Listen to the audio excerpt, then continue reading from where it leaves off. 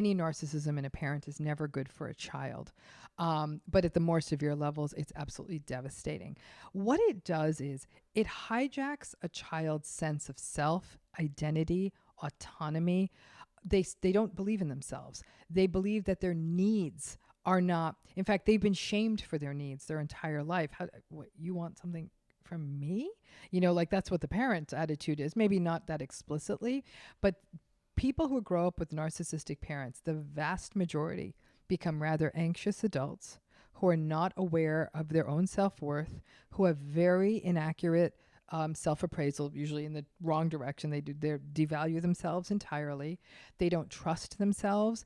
They downsell themselves. They don't aspire to things that they actually could do because in some ways they've so internalized the way they were shamed by that parent.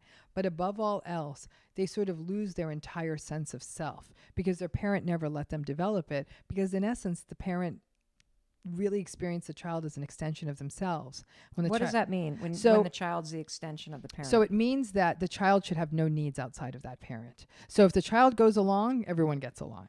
If they're, mommy, you're so pretty and we'll do anything you want, and they eat the way the parent wants, and they do the sport the parent wants, and they excel at what the parent wants, and they're just become literally the parent and have no identity or need outside of that, everything's going to be just fine. But that's not how kids work. The whole point of being a child is to individuate and become autonomous.